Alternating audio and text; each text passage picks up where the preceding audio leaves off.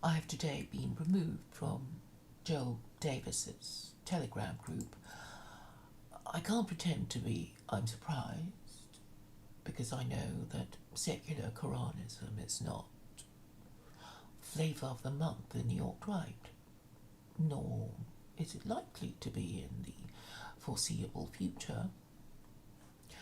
But what I've done is respond to a Telegram post of Joel Davis. And what attracted me to this post was his complaint about the anti-intellectualism of the dissident right. And I thought, well, that he's right. It's terrible how boneheaded they all are and how impossible they find it to discuss any ideas honestly and rationally and, with bound by sound principles, without betraying themselves as anti-Semites, Islamophobes and racists. And so I thought I would interact with them and, see how things go. And I really wasn't able to get a single sensible response at all before I was removed. But let me go through this post, paragraph by paragraph. So Joel begins, the anti-intellectualism I often see expressed by many on the so-called dissident right is a major problem in our scene that needs to be addressed more strongly. Absolutely. Every single political movement that achieved anything in modernity had an intelligentsia that was crucial to developing its worldview and strategy. Yes, you need intellectuals in your political movement in order to give it intellectual respectability. He continues, this of course doesn't mean that non-intellectuals aren't also important to the movement. Well, because any movement would need a bit of muscle. There are many non-intellectual roles to be filled, but the critical necessity of providing our movement the intellectual vanguard it deserves must be respected by all. I'm right, you have to be able to discuss ideas and the meaning of words, metaphysics. You need people be able to make arguments and make counter-arguments and be able to discuss these things without using the N-word or the K-word or, talking about, without descending to insults and abuse. That is the key to political respectability. In the second paragraph, he continues, the anti-intellectual argument typically goes something like this, that intellectual types are gay nerds who live in an abstract world of theories and don't have the balls to put their skin in the game to fight real-world political parties. Real-world political battles. The implication being that authentic men of action don't read books and don't need to. They develop simple common-sense ideologies based upon self-evident truths, and they mobilize mass movements around this to seize power. Okay.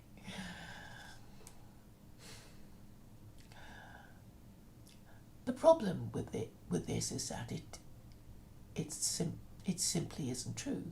I challenge anyone to bring me the name of one great statesman from the modern era who didn't take political theory extremely seriously. I guarantee that you will not be able to find me such a name.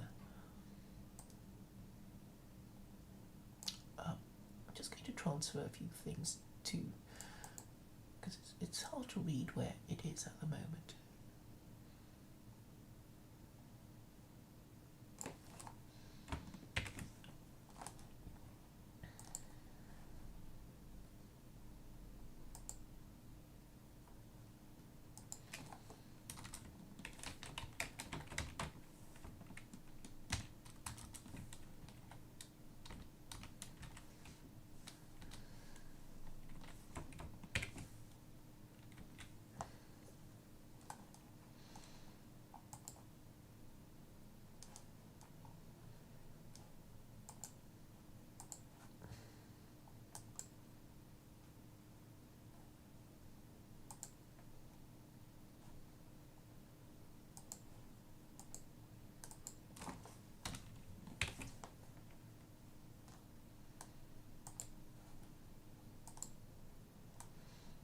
Sorry about this.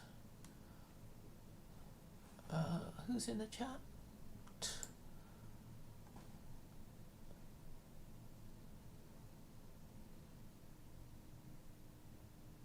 Oh, right. You're using nice sounding woman. Well, thank you. I wasn't expecting this kind comment about me being nice sounding. So thank you for that.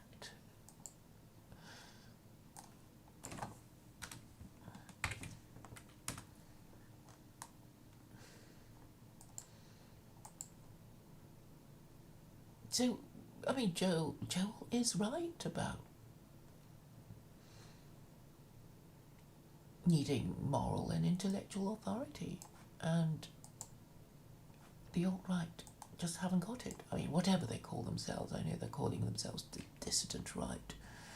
So yeah, he's talking about seizing power, and I think this might be a bit boy's own story kind of thing.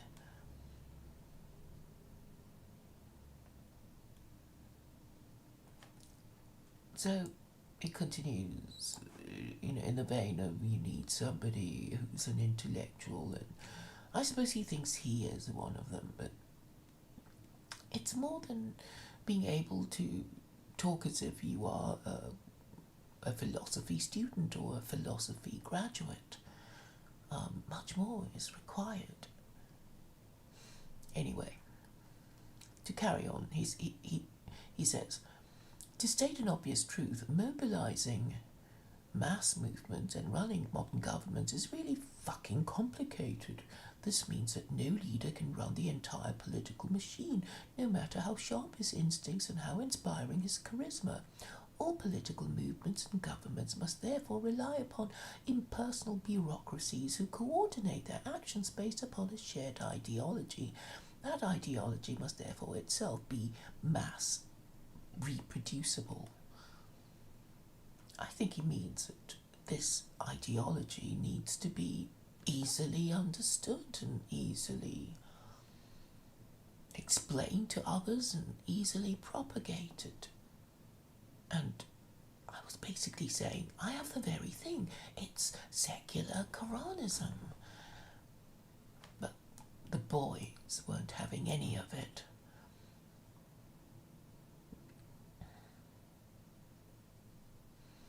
Penultimate paragraph.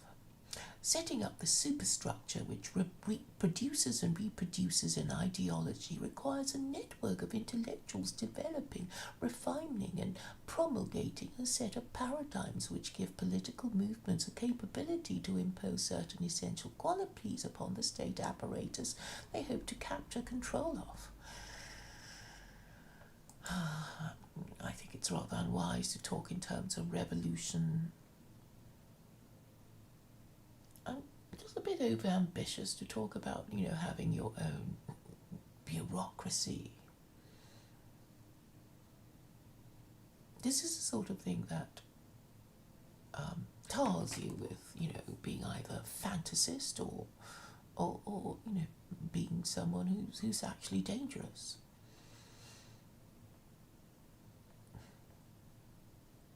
But I think it's, more the former rather than the latter, judging by how undisciplined and chaotic the discussion was. Without a well-organised intelligentsia, even if you can pull off the formal seizure of power, you will not have the means to fundamentally reorganise how the state works. But you likely will not get anywhere near the formal seizure of power anyway without an intelligentsia, because you won't be able to construct a homogeneous enough ideological identity with which to build a mass movement out of it in the first place. So, in this paragraph is a repetition for the requirement that the idea, whatever it is, has to be easily understood and easily explained to others, and of course also acceptable enough to enough people. So it doesn't have to be, it is not enough that it is acceptable Because you can have a perfectly bland idea that arouses no enthusiasm at all, and what will happen is that people just aren't that enthused, and they don't believe you're going to do it, and they don't care one way or the other if you're going to do it, and you'll never be able to work out a well, a head of steam that is enough to attract attention and recruit enough talented people to make the whole thing work. Particularly if you don't have very nice people who are in your Telegram group, who just have to say the forbidden K words and N words and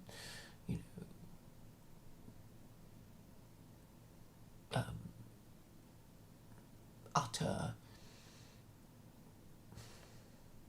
insults and threats against the usual groups that we know they don't like.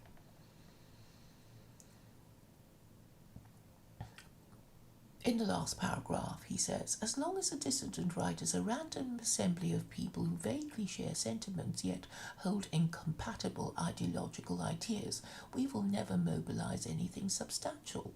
Step one of getting anywhere is building an ideology which can dominate and hopefully become hegemonic over our spheres.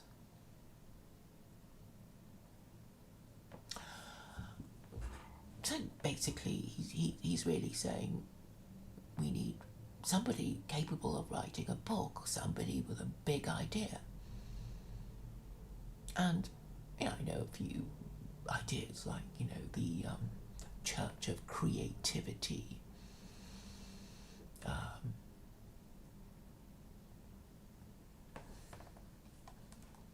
What's his name? Francis Taylor Yockey, and the usual people who have this plan. They can paint a reasonably pretty picture to white nationalists about what they like, but I think it's more than that, isn't it? Yes, you can paint a fantasy picture of how things are going to be like when all the people you don't like have been removed, but the question remains about how you're going to get to the position of being able to remove them, because no fringe group who isn't in government ever removed anybody. And there are ways of saying things, and there are ways of not saying things, and obviously in politics you need to be very careful about who your associates are, and if they can't hold back from saying the forbidden words about the protected groups of people, we just know that the spies in Telegram everywhere. And okay, I don't mind if a few Telegram spies come to my group. You're very welcome to come and spy on me. Because I want to tell you that I can run a tight ship. I can have the right tone. Not everybody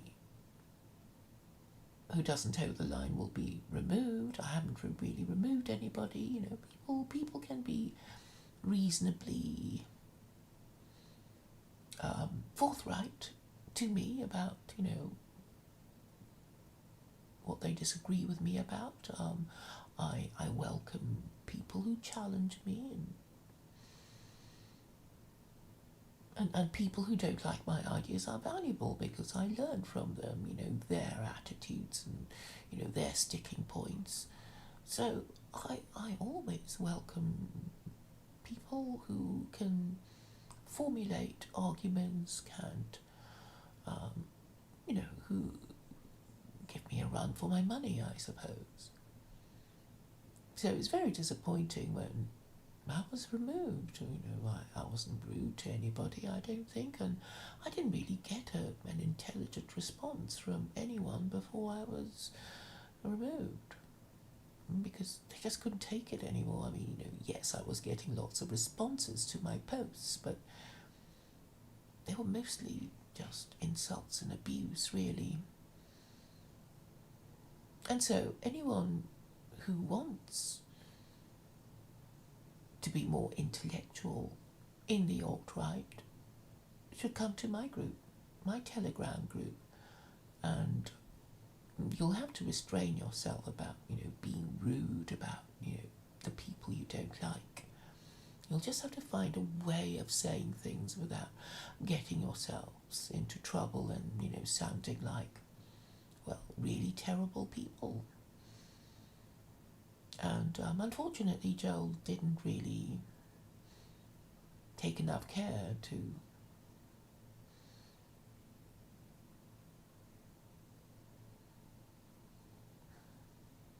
make his group sound, well, as if they were likely to become these people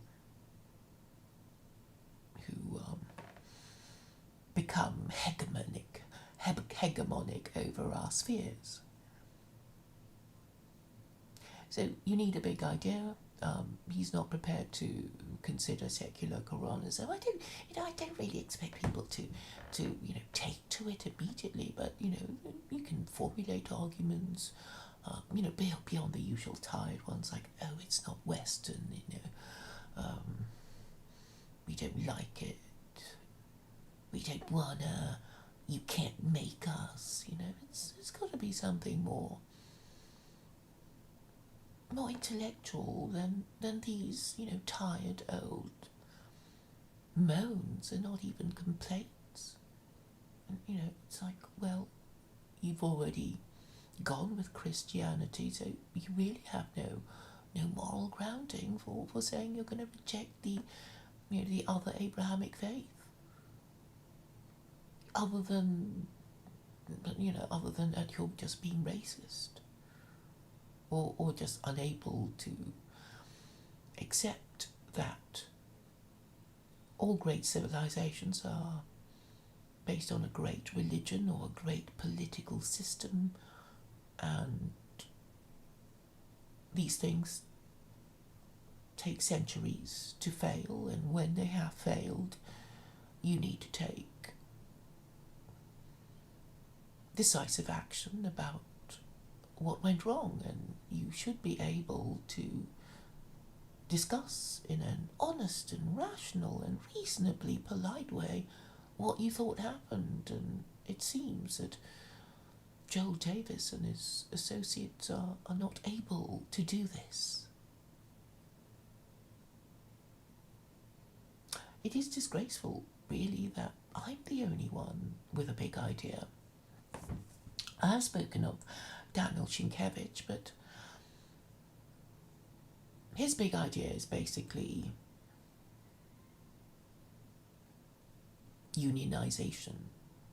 And when he talks about unionization, he means white people getting together and instinctively acting in the interests of the white race.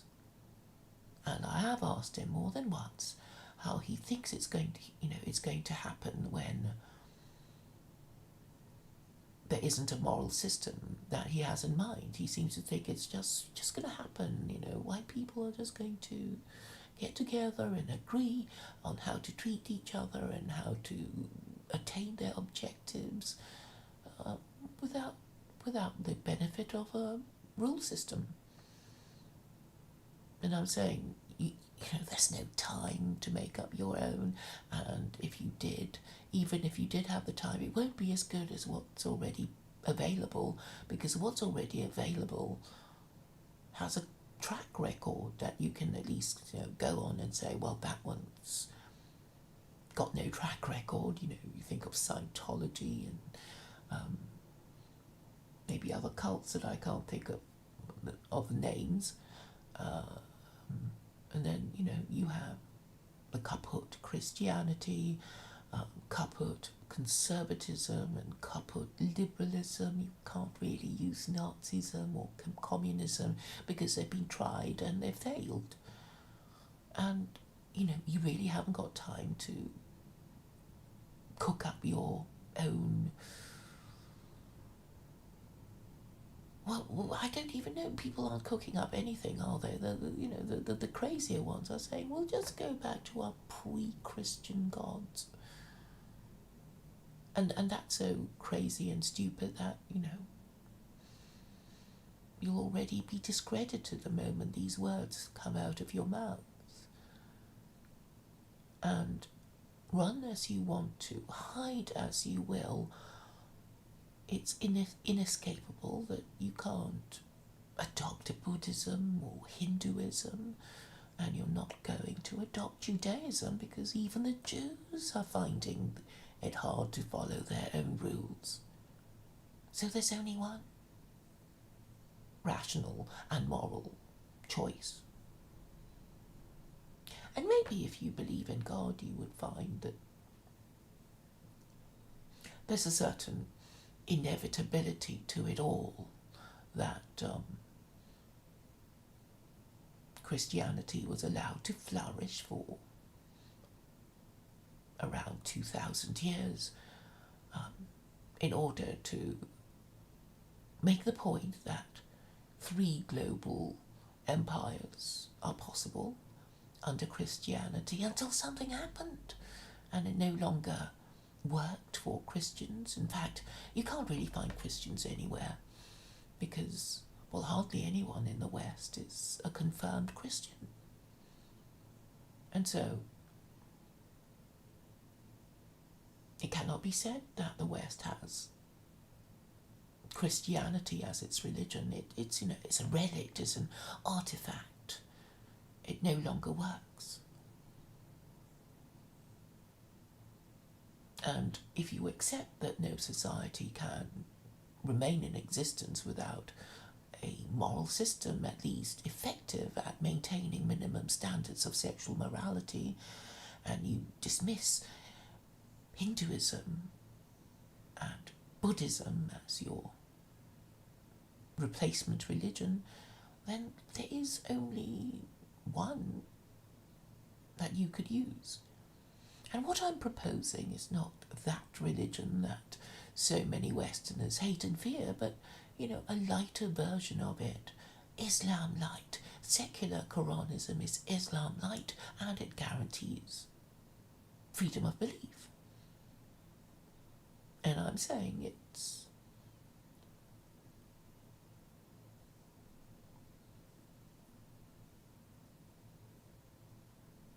what I think the founding fathers of the American Republic were hoping to achieve, but they couldn't quite say it because they knew about the Islamophobia of Americans then, the early Americans. But perhaps now that we have had 3 global Christian empires, people are getting used to the idea of globalism and therefore more accepting of the idea of a global religion of the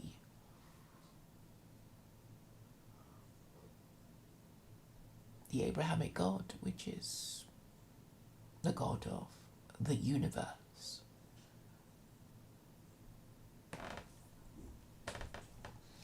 So while it is disappointing that Joel Davis and co were not up to discussing these matters with me in any meaningful way, I hope others will come to my Telegram group and, check me out on my ability to discuss and refine ideas that will form the basis of, the big idea that will be the solution to the social, economic, moral and political problems of the West.